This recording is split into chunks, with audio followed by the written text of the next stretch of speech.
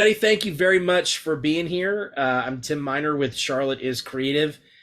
This is going to be a really special night with Ralphine Caldwell. Um, so excited to have you here. So excited to get started because we have a lot to get into, and we want to reward all of you for being Johnny on the spot and getting here right at 6. We're going to give it just one more minute before we get started, and then we're going to get underway with an hour that I think is going to be really powerful for you, your creative pursuits, and your nonprofit business, of how you tell your story.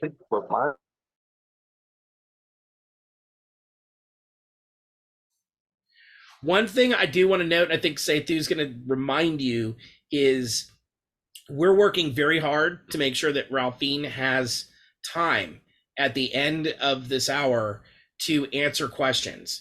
So if you have questions as she's speaking, please pop them in the chat. We are keeping track of those. We're keeping a list, and we'll go through those at the end. And with that, we're going to give it just a few more seconds. And at 6:02, I'm going to go ahead and get this started, because this is going to be really a transformative event. Hope everybody's having a good day. In fact, if you're having a good day, pop that in the chat and tell me one good thing that you're excited about that happened to you today. I'm looking at some of these people, like Krista Murphy. You're always positive, Krista. Tell me one good thing that happened. Danny says I'm alive. You know what? That's hard enough these days. Excited to meet with graduating peers. Anna, awesome. Woke up and had a fantastic day. Melissa, that's a great attitude. I think that's fantastic. Ebony says, breathe, love, life. All right, man. I love this font of positivity. Will White says, I got to shape up finally, and I look like a human being again. All right. We might actually have to let you come off mute and tell us more about what that actually means. Amber Hoff won a kickball tournament today. That's awesome. Antonia started the day with tasty yoga. I don't know what that is. That sounds very interesting. Tiara got a pedicure. I've yet to try that. Maybe I need to give that a go. All right, with that, it is 6:03, and I do not want to deprive you of our guest speaker any longer. I'd like everyone to give a warm welcome to Ralphine Caldwell. She is a true pioneer in community development, and we are unbelievably fortunate to have her here tonight with us. As the executive director of the Charlotte branch of Local Initiatives Support Corporation, or LISC, as you're going to hear them called more frequently, Ralphine spearheads efforts to rejuvenate neighborhoods and foster economic development. And in the life of Charlotte is Creative, Ralphine, Jordan, Heba, and the entire team at LISC in Charlotte have been staunch supporters. I don't think that actually means anything. Staunch supporters of Charlotte is Creative over the last year, both financially, but also with connections, knowledge, encouragement. You know, you'll often hear us talk about that critical nexus point between people and organizations and individuals and companies that will invest not only their treasure, but their time and their talent. That nexus point of social and financial capital is so important. And Ralphine understands that. And with over 25 years experience in mortgage lending and real estate, her leadership has been instrumental in managing the Charlotte Housing Opportunity Investment Fund, a $53 million endeavor dedicated to expanding affordable housing. She was a deserving recipient of the 2012 Charlotte Business Journal's Women in Business Award, and she is a driving force then, now, and I know into the future behind positive change in the Charlotte community. And Ralphine is here tonight to do and help us with what many of us struggle with, which is telling our story, but telling our story in a particular way, understanding, measuring, evaluating, and then communicating the impact that we make, the return that we provide on investment, the change that each of us drive in the community around us. How do you do that? And then how do you weave it into your story in a way that's compelling so that people will invest their time, talent, and treasure in you. That's what Ralphine's going to get into tonight, as well as talking about the work of LISC in her talk, Measuring and Evaluating Success, Storytelling for Small Business. And with that, please join me in welcoming Ralphine Caldwell, Executive Director of LISC. Wonderful. Thank you, thank you, thank you, thank you, Tim. Hello, everyone. First, I'm so excited to be able to present to you tonight and share in this space with you all tonight. Hope everyone is doing well. I'm excited. I'm excited about talking about your storytelling, and I'm excited about, I'm looking at some of the folks that's on this call, some of which I know and some that I don't. And I'm looking forward to hearing your questions and also hopefully being able to connect with you even after this presentation tonight. So first, I want to talk to you a little bit about LISC. Let me explain to you who we are and what we do. LISC, let me see, am I moving? Yeah, there we go. We're considered as a community development organization. And what that means is that, we started in 1979. We're a 45-year-old organization started by the Ford Foundation in New York. And the reason that we were created is because the community and those around in New York City knew that there were funds that were available for our communities, but they were hard to reach, almost impossible to be able to get to, and they weren't getting in the right place. And we were created thus because of that. So what we do is that we secure hard to reach finances, resources, and place those same resources in our community. We get those resources from foundations, philanthropic organizations, public, private sector, and we place those same resources into our communities across the country. And when I say communities, meaning typically underserved communities that have not had resources and funding really earmarked for initiatives in those communities. So we invest in a few things. I mean, we invest in housing, we invest in safety initiatives, we invest in economic development, which includes investing in our small businesses, as well as investing in commercial developments. We also invest in sports and recreation. So we across the country have built NFL turf fields in our partnership with the NFL. We've also done health initiatives such that we want to make sure that there's food, food insecurity, and how can we make sure that neighbors, our community has access to fresh foods.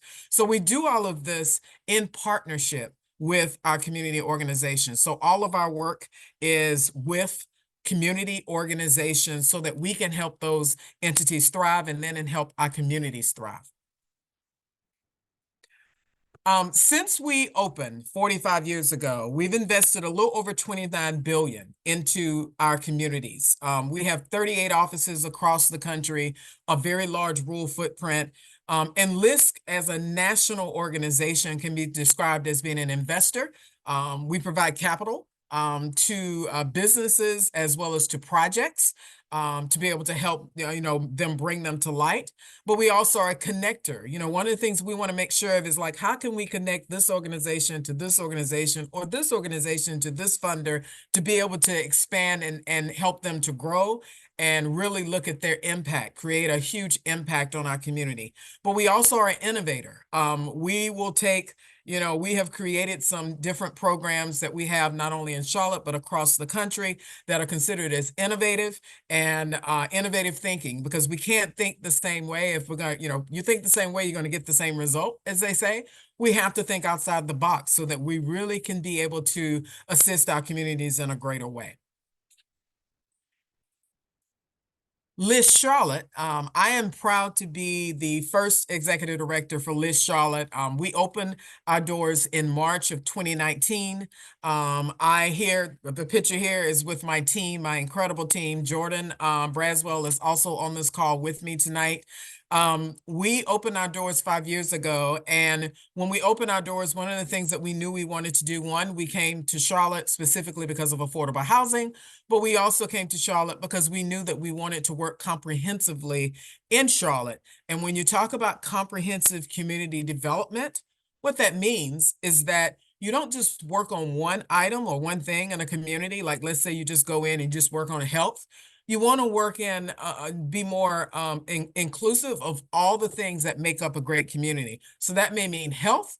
That may mean, placemaking. That may mean, working with the small businesses within the community, education, housing, all of these things, again, which make up a great community. We're proud of the work that we've done thus far with LISC Charlotte. We've invested over 70 million in Charlotte in 5 years. I'm proud of that, but I'm proud of what's to come as we continue to create more partnerships, as we continue to bring funding, not just locally, but nationally, bringing funding into our great city, and also being able to really look outside the box on our initiatives and support organizations such as Charlotte is Creative, and hopefully some of the organizations we might see on this call tonight. So now let's get with it. Let's talk about what's in the dirt. What's in the dirt? So as a small business, one of the things that I feel like some small businesses don't do enough of is telling the story. How can you tell your story? What are some of the things that you know that you want to make sure that everyone else knows about your business? But what sets you apart as it relates to your business? Examples might be, I was in, like for example, and I'm gonna see if you can see this, but you may not. This picture right here, for example, this picture, some may look at this picture and say, oh, this is a picture, and you can't see it really well. I was going to bring the whole picture, but that was going to be a lot. This picture is of a family it's a family reunion, right? And what this picture represents is, okay, this is a family reunion. Everyone's standing outside, they're eating, doing the things that family does. Everyone is always better when we're around food, and having loved ones around, right? And this picture is actually an actual big picture that I have downstairs. Now, the difference between me, just what I just said to you, is that's of a family, and the having a family reunion is, it really is a picture of a family that has had a family reunion over the last 100 years. And this is how they were able to bring their family together. Something that a family reunion in the South, I'm from South Carolina, is a big deal. It's something that, is a staple in our communities in South Carolina. And if you notice how I changed that narrative from it's a picture of a family to it's a picture of a family over 100 years, and it really is people from that reunion. You see how I changed how the narrative is. And I say that to say, when you're talking about your business, and you're talking about, even when you look at the news and the TV, and you watch TV tonight and you see an ad, it's all in how they actually advertise that particular product. And your business is no different. So how do you tell your story? How do you talk about your business such that it stands out, and it stands out so much so that people want to support? And when people want to support, you want to capture that support, right? So you want to capture it. So what you want to do is you want to always have, if you get someone that's a regular customer, for example, you want to make sure that that regular customer, that you have their contact info, and you're able to ask them for, a testimonial. It doesn't have to be, a big paragraph. It can be a few words. It could be a few sentences. It could be something. Now, now you could go to have that customer, if they're coming to see you or whatever, or you go see them, you can capture that through your cell phone. Like, everything now is and I'm not gonna say it's a little bit easier, but it's a way for you to be able to get a testimonial about your business. And that, to be honest, is so important. Is one of and that's why I've started with this first slide, is because a lot of times we don't tell the story as we should about what we have invested in, and what is our heart and bread and butter, and is our passion. And we don't do a good job with talking about that. So I want to be sure that you take from this conversation that storytelling grabs attention. It connects with an individual from a emotional level. It connects with them, just like my story just connected. Is a difference between a picture and a picture that has a story that goes along with it, and persuades. It persuades one to take action. So it persuades people to use your product, or persuades people to support your particular business. So action, attention, connection, and persuade are the three things that I want you to take from this particular slide. Now, how do you interact with funders? One of the things that's interesting, in the past, only in this past week, I was talking to a funder, and this particular funder said to me, Ralphine, I would love for folks to understand better about how to interact with us. Because if you are able to get a funder or a supporter or an investor in front of you, and I'm using funder as a broad term, but I'm meaning funder, investor in front of you, someone that can invest in your business. You want to make sure that one, you know your data.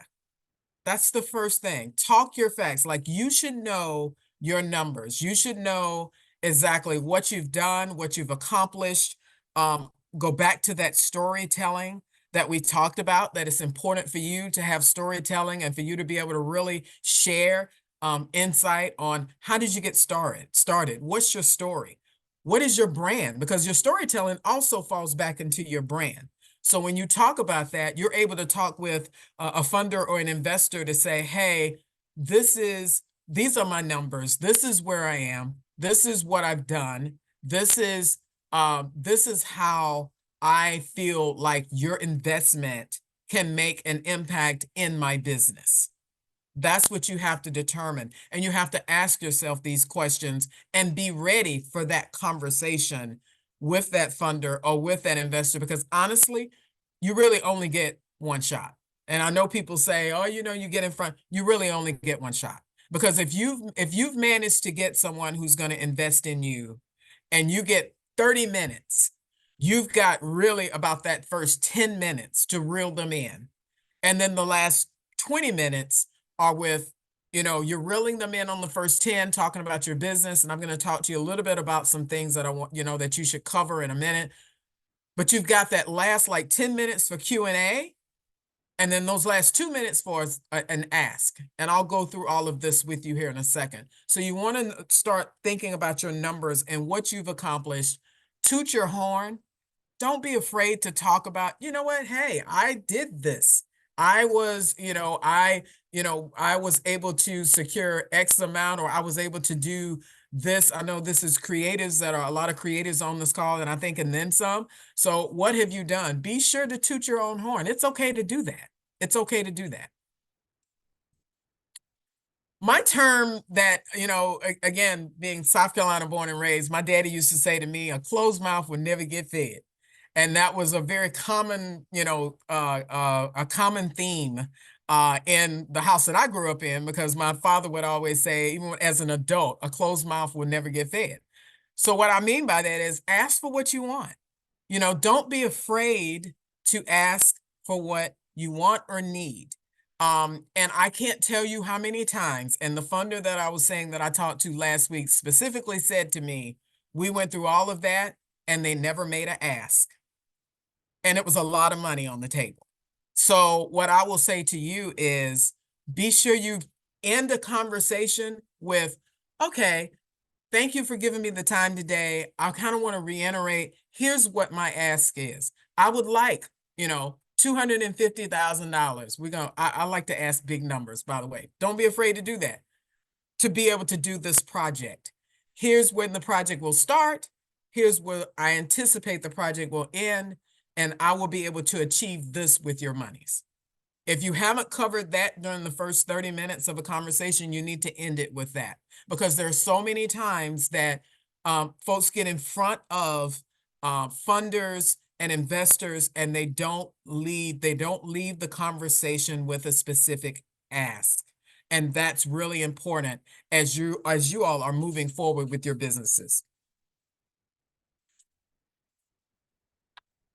A plan. Always have a plan, because, one of the things about, even when organizations meet with us, the first thing that I do is, I'm listening, obviously doing active listening. Most funders will do that. They're going to do active listening, but also I'm listening for the plan. Like, what is your plan of action? Like, how do you plan to use the funding that you might receive? And in what way are you using that funding? So I'm listening for a plan. And then sometimes, I think we talk about our business, but we also have to talk about our business, talk about the story, as I said, do the storytelling, and make sure that they understand, like, this is a passion, and this is why you are here, where this is where you are with your business, and why it's so passionate to you. You can be personal. It's okay to be a little personal, but also being able to have the funder walk away with what is your plan for the funding. So if you are asking for a certain amount, what is the plan? Who are your partners? There is a lot of conversation, right? Anytime that as a funder, we want to see, like, do you have some partnerships already established? Who would you be partnering with? Is it, for example, if your business and Charlotte is Creative is someone that you've been partnering with already, then you would want to say that. You would want to say our partners are, and be able to have a list of those partners that you have, so that a funder can see that their efforts, their monies are going to go towards a project or your business, but also your business has partners. You partner with other entities or that kind of thing, to be able to say that, okay, we're giving our money, but wow, they really have a broad perspective on their business, and they're bringing in other partners to be able to really drive impact in their business. And then the other, as it relates to a plan, is what are the short-term and long-term goals that you have for your business? Be able to answer that. Because, if you want if you want a funder to be able to fund what you're doing, you want to be able to say, well, short term, and put some time frames on it, and it doesn't have to be necessarily your long term, doesn't necessarily have to be in stone, but it's got to be where it makes sense from your short term and long term. For, over the next year, we plan to do this with your funds, but your funds over the next year will actually help us to get here in year 3 or in year 4. So being able to really make a correlation between the monies you get now are going to help you build capacity for your business, such that in year 3, this is where I think we will be, and be able to really articulate that to a funder or an investor of your business. And then the next is just to stay ready. One of the things that I noticed about in our work, in LISC work, during the pandemic, one of the things that we did, we had just opened. Let me give you kind of the backdrop. March of 2019, we opened our office, our Charlotte office. Hired a team. Hired a team, credible team. Still, all of those team members are with me still today. So all my team has been with me for a very long time, and have built LISC Charlotte to what it is today. In March of 2020, we went into a pandemic. Right. And we decided, there was a lot of conversation in Charlotte about how do we take care of, the people. Right. And there was already a campaign to support nonprofits back then. In March of 2019, there was announcements that, okay, we're going to support the city was putting out money, the county and others were, and financial institutions were putting out money for businesses, right? And it was, how do we, well, not businesses, but it was for the nonprofits at that time. So our focus was, okay, the nonprofits, they already taking care of the nonprofits. How can we support the businesses who employs the people? So we went through and were able to provide grants to small businesses during the COVID, the pandemic, the very beginning of the pandemic, the first 3-4 months, in which it was very much a time where businesses really needed flexible dollars, not dollars that had to be tied to anything. You really just needed money to be able to continue to support you and your family and keep the lights on in your business. If you had a brick and mortar, to be able to, keep the lights on. So we were able to provide funding to businesses back then, a little bit over 3 million that we were able to get out in a very short period of time, about 4 months here in Charlotte. The one thing that I will say during that whole process, because during that time we were giving away, we had grants, And we had to get documentation because you can't just get grants without providing documentation. It became very evident during that time period that record keeping was something that we were going to emphasize really, going to keep emphasizing thereafter, because we were asking businesses to provide us with financials and documents, and it was very difficult to receive that information, and so much so that some businesses were not able to receive dollars because they didn't have the financials that we needed.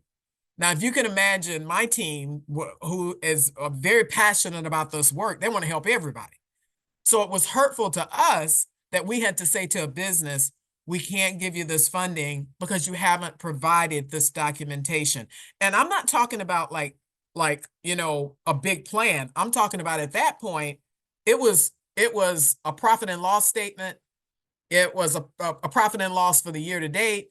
It was your tax returns, all pages of your tax returns. We're not talking about things that we felt like, were, out of norm for businesses. We just needed a year-to-date profit and loss. Where are you? And also to show that you are or were a business, right? Because you can't just, funders got to know, okay, this is a legitimate, established business.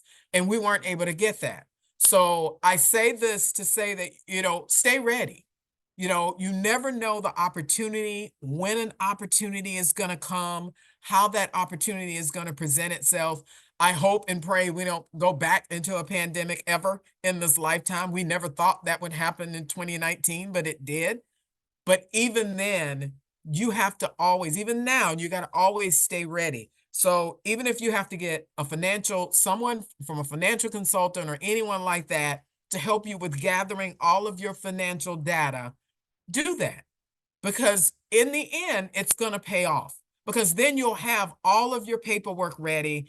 If you have an opportunity that hits, like, because there are some things that I'm going to talk about in a minute that's coming through the pipe, you need to be ready. You need to be ready to submit your documentation. You need to be ready to submit your information so that you can be able to be on top of it and not behind when it comes to being able to receive funding, especially when it comes to the grant programs and things like that are out there, because they require, and especially if it's a federal program or a state or a local city government program, they're going to require certain documentation that they're going to need to get and to obtain from you. So I really want to emphasize that, that it's really, really important that you have those particular financial documents and all of your information in.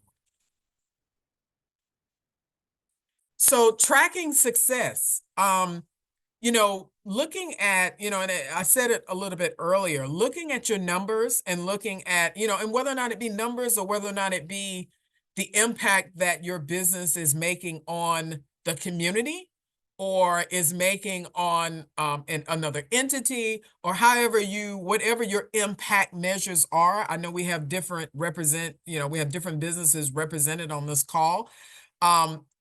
Being able to really track your impact is important. Um, you know, Data is important. So how can you be able to pull all of your information together to be able to track a funder's investment is very, very important. But also, as we said, and as we say, as you can tell, we put it all out there. Structure stuff. We believe that you should be able to talk about what the great work that you're doing and the great things that you're doing in your business. Be okay with that. It's okay to do that. I hate to say that, everybody talks about being humble, but in this instance, don't be. Talk about your business, talk about the great work you're doing, talk about your partnerships, being able to really, really expand on your success and the success of your business is important to a funder. And they feel that. So when you're having that meeting, we know, because I've met with folks, as you can possibly imagine, I meet with a lot of people across the city and nationally, actually. And one of the things that I say sometimes when I get off a call is, wow, their passion was incredible about their business, and it pulls me in, So keep in mind, it can pull another funder or an investor in as well when you talk about your numbers, and you can really talk about your business in a way that makes them realize what you're doing and the impact that you've made. And then you want to showcase. How do you showcase your success? You know, I think, when there's opportunities for you to present your business, you should take advantage of that. And whether or not that be, signing up to be a part of a program, or whatever the case may be, or signing up for different events that you see happening and being there in the room. I know we're doing a lot of things virtually, but it will never take the place of being in the room and being face to face with someone. It will never take the place of that. That energy that you can feel, like, and yeah, you can feel energy. I've told people, like, sometimes you can feel energy through a Zoom and virtually, but man, when you get in front of someone who, you're talking about your business and they see your passion about your business, it far exceeds anything else. The other is being able to look at your social media platforms. Um, could you post weekly, bi-weekly, however, updates about your work? It's really important. And I know some people say, oh, social media, and they don't get into social media, but actually, if you're running a business, you should get into social media. You really should, because it is one of the platforms that is the easiest for folks to look at 11 or 12 o'clock at night when they can't sleep, like myself. And the first thing that I do is I pay attention to what's being posted, particularly about folks that I'm following. And usually it's folks that we're doing business with. So I would say that you want to make sure that you can use your social media platform to really be able to give updates about your business. And the other is, is there something that you can give? And annual report, we know annual reports sometimes, first of all, to pull them together costs more dollars. But is there a way for you to come up with some type of newsletter or something, yearly letter, or something that you can send that's from a cost perspective, that's not so costly, that you could send out to really describe your business? I can't begin to tell you again how many I get that I actually read, that I look through, and I'm like, wow, I didn't even know they were doing that, and tagging it so that I can make sure I remember that business. And my team does the same. And so I coming up with something that you can send out that talks about your business, and that you can send to funders, that says, hey, we're doing this. Or um, I've been invited to things that are like very low key type events where I'm invited and they're like, hey, we'd love for you to attend. And I attend those. And just to hear, like, what are they doing, or how are they working, or that kind of thing. So maybe having a drop in, even something very small, something, and not something big. I'm not talking about a gala, because you don't have to really do all of that, to be quite frank. Something very small that you could do that really would highlight your business.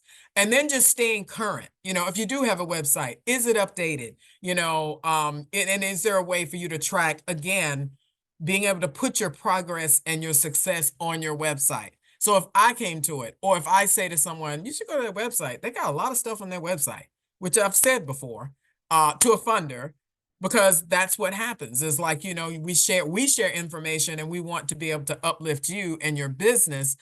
So how does that, we go to the website, or we go to LinkedIn, or we go to Facebook, or Instagram, or the tools that you have out there. And you may say, well, Ralphine, I don't have the time to do that. So my next thing would be, how do we try to get you more assistance that you can find the time? For example, is there a way for you to get an intern, I don't know, a couple of hours a week during the summer, or however, that's versed in this, that could set it up, that could work for you 2 or 3 hours a week, something to that degree? Or you could be able to go in with another business to share an intern, because keeping in mind, we don't have to reinvent wheels. Like, there's already stuff that's being done. to be able to really showcase businesses, but there's also ways for you to work together to be able to, share an intern or share, someone that could help you with your financials, and they're helping this other, small business as well, and you all agree to come together or something to that effect. So I'm going to end by saying that, I think that today, I think what I want you to take away with is, you know, you all offer incredible goods and services to this community. And with you offering those goods and services, people need to hear about it. The community needs to hear about it. Overall, Charlotte needs to hear about it. But also you have to set it up such that they understand what you're providing. They understand, where you're going with your business. And from there, you know, I think, there's so much more that you could be able to get to be able to really help your business. I do want to say that as a coming up, which I don't know, Tim, if you've already announced this, but Beyond Open is a grant opportunity that's coming up, and they're going to have another round. And I've been allowed to say that tonight. I just talked to the person who's over it, and I said, "Can I say this tonight?" And they're like, "Yes, you can say it tonight." So they are going to be announcing another round, and the announcement will go out within the next week or so. And that round, I believe, is going to take place. Applications will start at some point in the next month or two. They haven't given me the exact date. That application does require, it requires financials, and it requires some things. So you can start now with getting ready for that. Because the opportunity it's up to 150,000 for this round. And that's substantial for any business. It's substantial. So I say that because they allowed me to say it tonight. But it's coming, and I'm sure that Tim and the Charlotte is Creative team will get you more info on that moving forward. So I'll stop Absolutely. there. Thank you. That that's great news, Ralphine. We've actually been part of the communications team for Beyond Open, but we're not apparently that much in the know. Did they happen to mention? I know that in the last round, nonprofits were precluded from being part of it. Is that They did are they? still saying nonprofits are precluded. Okay. So, but folks that are a part of Charlotte is Creative that are considered small businesses Yes. would be able to apply.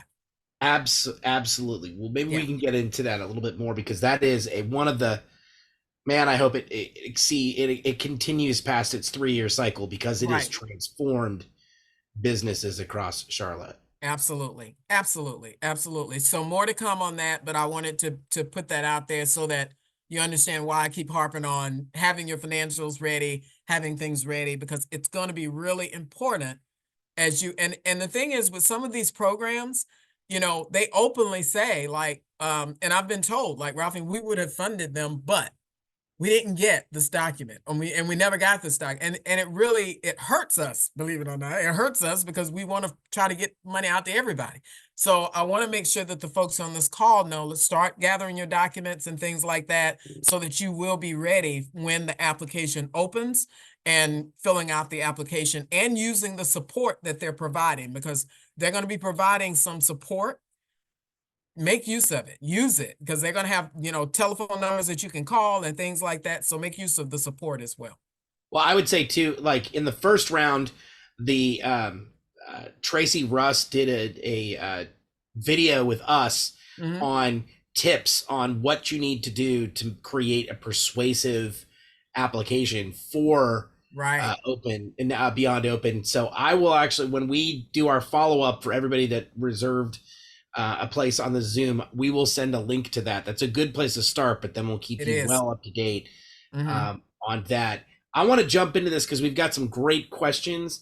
Ebony, if you would come off mute, she had asked, in talking your facts, should we also include our market numbers, particularly if we're pushing boundaries and creating new spaces where the market doesn't specifically have concrete executed numbers? Ebony, if you wouldn't mind just putting a little color around that and fleshing your thought out, it'd be great.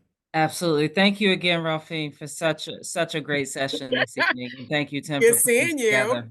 Likewise.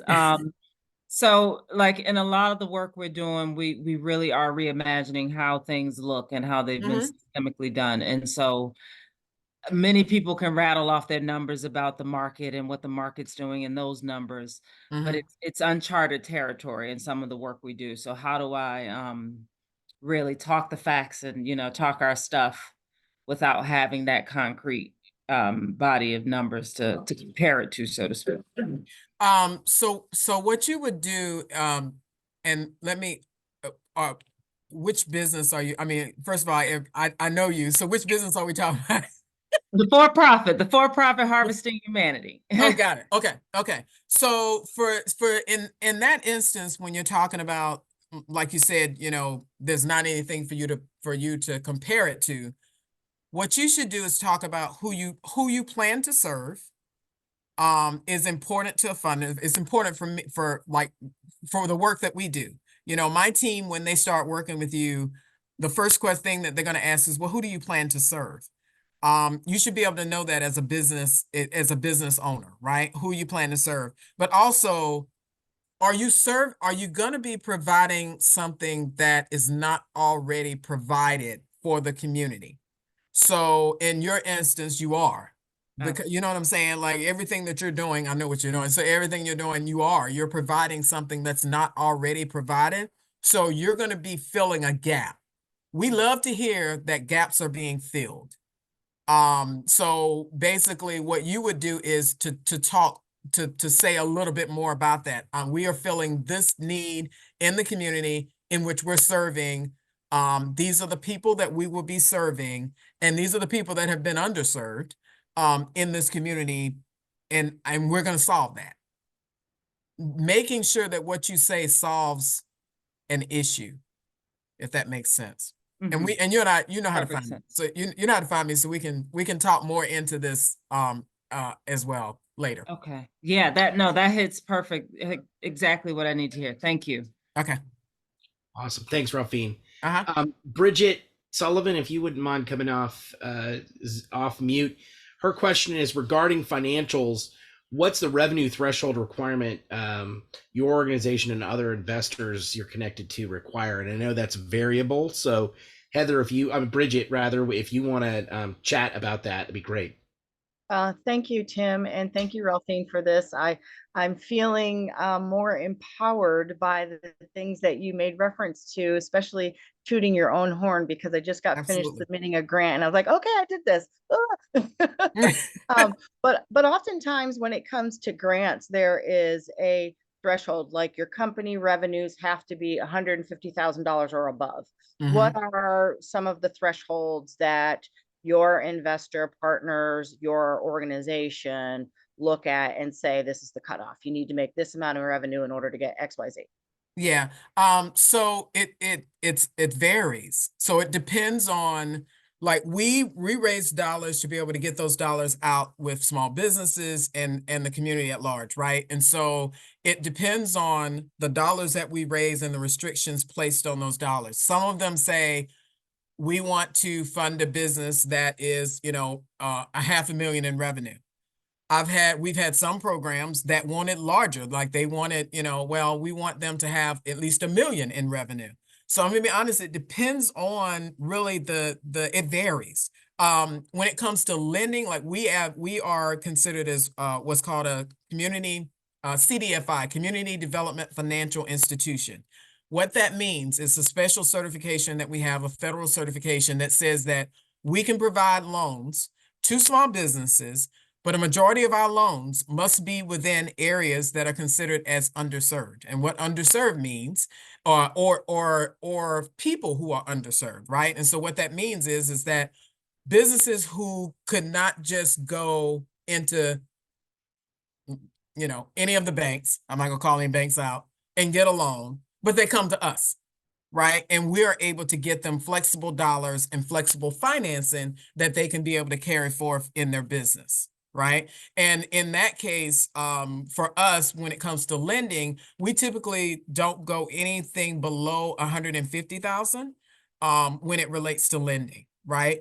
So it's hard, Bridget, because it varies. But what I will say is I'm happy that you feel empowered from this conversation. And feel free to, you've got my contact info. Feel free to reach out to me or Jordan if you need anything, any advice. I'm more than anybody on this call.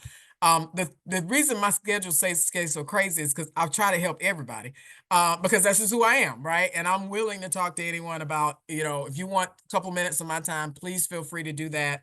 And I'm more than happy to shed some light on anything else that you might need. Thank you, Bridget. That was a great question. Thank you for that. Thank you. Tiara, you've got a question, and I know this is near and dear to your heart. How should artists communicate to funders when speaking data and numbers? And should you include residencies and grants that you've received? So please do come off mute and enhance the question if you want. Okay. Hi, I'm Tiara. Hi, Tiara. I'm an artist based in Charlotte. And I recently was a cohort member of the CEI initiative with Charlotte is Creative. And we Yes. talked about, financial wellness, taxes, knowing yourself as a business, and you're speaking on numbers and impact. And I have an artistic practice, and being an artist is a business as well. But something that I know that being an artist, especially doing like fine art in comparison to public art, it can be slow. Like Mhm. sometimes like a painting or something won't sell, but maybe you'll get a residency or a grant,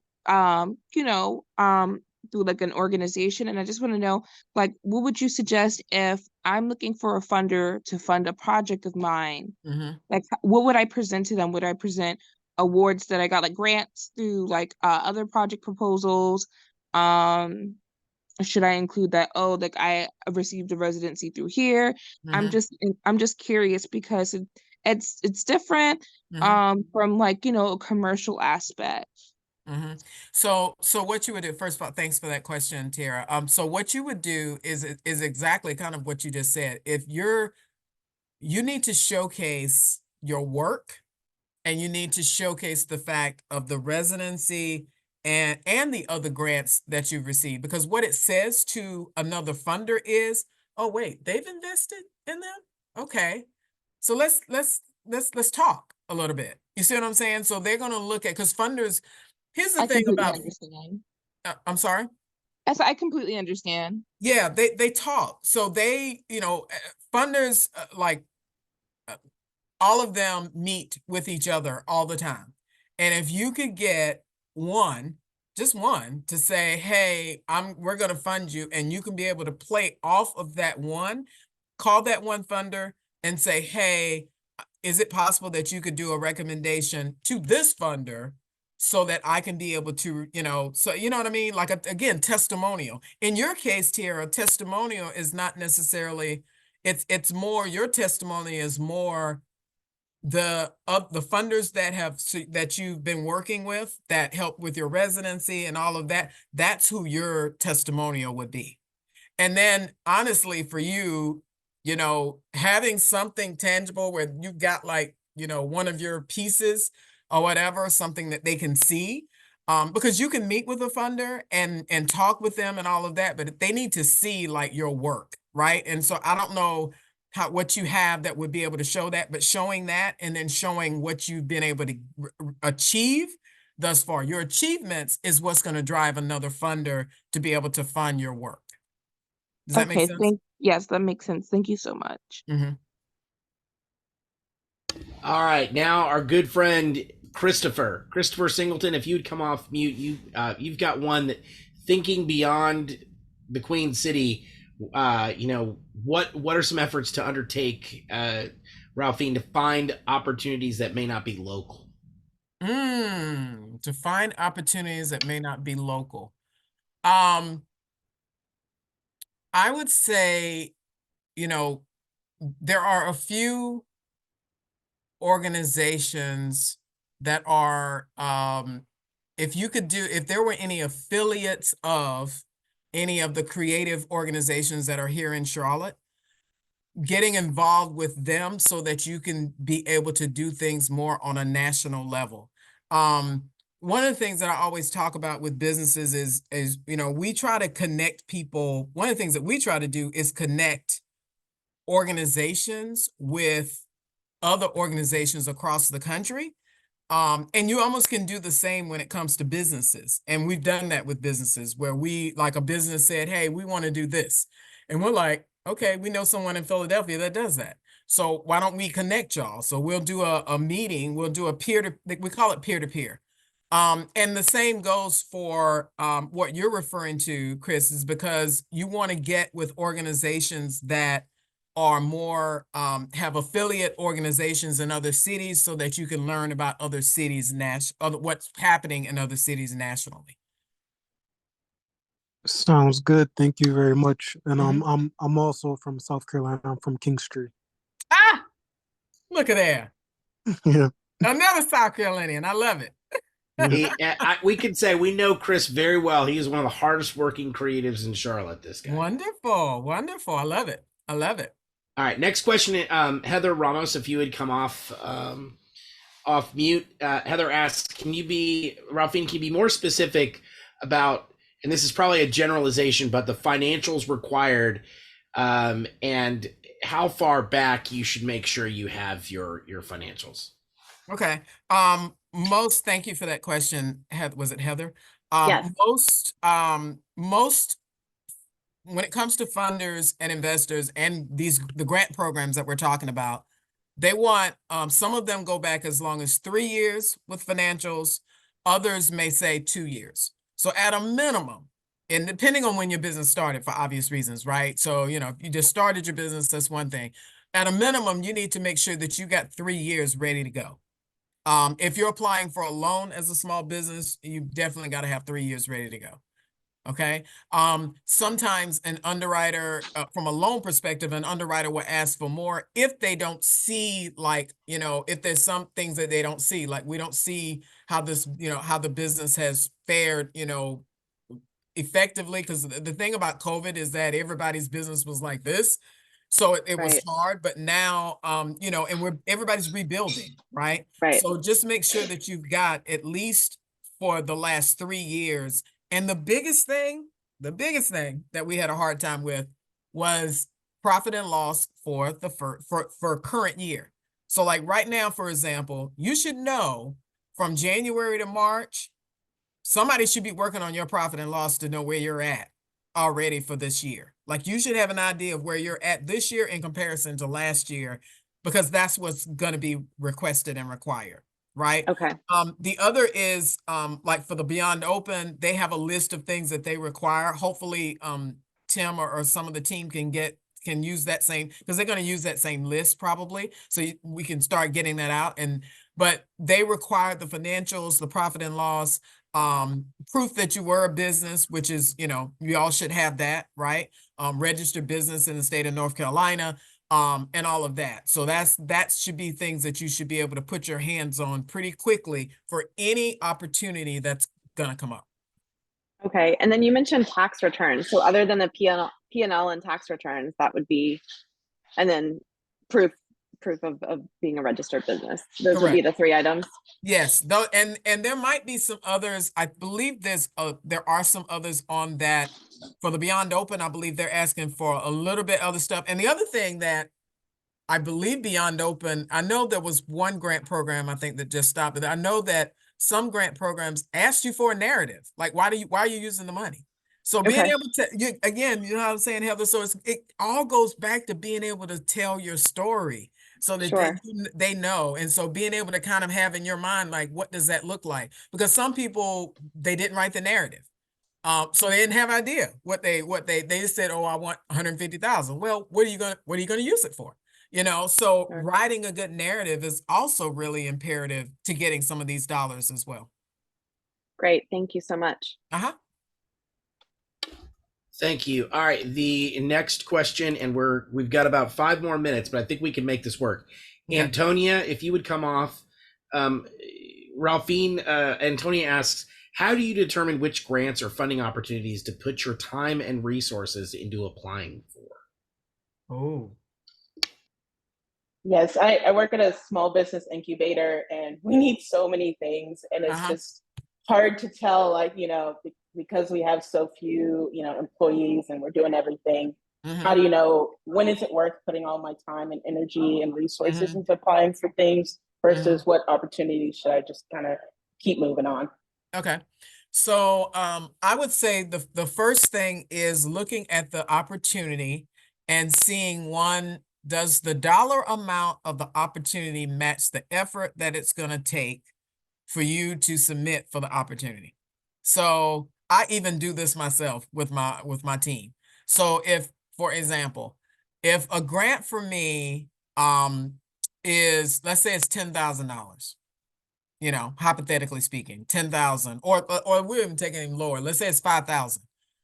But when you start adding the hours that it would take for you yourself to complete that grant application, and you're spending more in hours than you are completing the grant, you know what I mean? Like if you spend 5,000 just in the hours with you and your staff to be your team to be able to submit it, then is it worth it or not?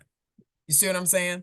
Or you might have, in contrast, you may have a opportunity that may be 25,000, and it may be a little work, but it's 25,000. So you know what I'm saying? So don't be, and I say this to you, Antonia, don't be afraid to go after the big dollars. Like, don't be afraid to do that. You know what I mean? Like again, if you're telling your story, if you've got your numbers, and numbers are, like Tiara said, numbers are kind of, it varies according to some of the folks on the call. But if you know what your product is, you know what you're doing, being able to tell your story, toot your horn, don't be humble at all. I'm sorry, but it, some people say, oh, you got to be humble. No, not when you need your business to thrive. You need to be able to tell your story and tell it in a big way. So don't be afraid to go for the bigger bucks and the bigger grant opportunities that are out there for small businesses, because you never know. And then also, I go back to, again, letting people know who you are. Like, what's your business, by the way? If you don't mind me asking, is it okay for me to ask? What's your business? Yeah, so I actually work at the market at 7th Street, which is a small business incubator. So we're a not-for-profit that works with small businesses, especially ones with, owned by people of color, women-owned, veteran-owned, all that jazz. So part of our thing is we're able to give these spaces to our vendors at like extremely discounted cost. But we also have to keep operating as a business ourselves. So your story is going to be that we support, you just said it, we support veterans, minority-owned businesses, and businesses that need small business incubator space. And then you take what your businesses are doing, how many people are coming through in that area, how many people are you serving? At, you said 7th Street. So how many people are you serving? And the demographics of those businesses that you are serving are all a part of your story. Does that make sense? So you just told your whole story right there, and I love it. Because it's so important for you, for what you're doing, is you're going to have to give the broad story. So you're going to have to say, oh yeah, we're a business and this is what we do. No, you are an arm that really feeds into all of these businesses that are creating X amount, bringing X amount of monies that are spent in this account, like in Uptown Charlotte, you know what I mean? Like you've got like a bigger story to tell. And don't shy away from that. You know what I mean? But yeah, call me. I can. Yeah, I'm all over that. Yeah, because I'm just thinking like things of ways that you could be able to say what you do in such an impactful way that a funder would be like, oh wait, what? You're doing what for businesses? You see what I'm saying? So I just think there's a whole lot you could say there. I'm sorry I got excited, Tim, but no, we like it when you get excited. That's what this is all about. Trust me, I'm on mute because I keep getting excited and like exclaiming out loud, and I'm going to disrupt everything. I got Well, excited Ralphine, with that. Yes, do you that was have great. time for one more question? And I know we're at. Absolutely, I do. Well, I'm Absolutely. gonna let. Hey, Claude, if you would come off mute. This is the king of DJs himself, Claude Oh, Whitfield, the founder of Backspins, has a question for you, Ralphine. all right, for the king of DJ. Yes, come on. Yes, ma'am. Thank you for having this. I wanted to ask you, when we talk about telling our story and speaking with funders, should we be prepared to like hand them a portfolio or anything, or should we, like, when we're telling our story, is it just something that we're prepared to share when we're speaking with them? You should have at a minimum, if you can have as you all know, a picture is worth 1,000 words. So if you could have something where it could be a 2 or 3 page PowerPoint, it doesn't have to be 20 pages. It could be a couple of pages that says, this is my business, and just, have it where it's really easy to understand. And then after you speak with the funder, then what happens is you let them, again, keeping in mind, we're going to end with what? We're going to end with, what is our ask? We're going to end with, I'd like X, this is what I need, and this is how your investment will help me. Right. So you could have that on the slides, and you could end it however you want to do it, but you should have something for them to be able to take away, because keeping in mind, funders get these requests all the time. And investors as well, so however that is, they get these. So you want to leave an impression, and in order to leave an impression, you need to put something in front of them, or you need to really, and you need to bring it on that call. It might be virtual. Funders are busy. A lot of them are doing virtual. They're doing face to face, but some of them are. With what you do, you said you're a DJ, is that right? Yes, ma'am. I have a music academy. So Backspin's Music Academy is an educational platform that provides vocational opportunities to young creatives through music entrepreneurship. Oh, geez. Okay, so that excites me too. So what I would say to you is, if you are providing a music academy, then your story is going to be, who are the kids that you're serving? How have your kids excelled because of your academy? Right? So they've gone through your academy, and what are they doing now? Having some kids, 3, 4, or whatever, that and I wouldn't have them as testimonials, but you can list them if their parents say, okay, that, they've learned this in your academy, and they've gone on to do this.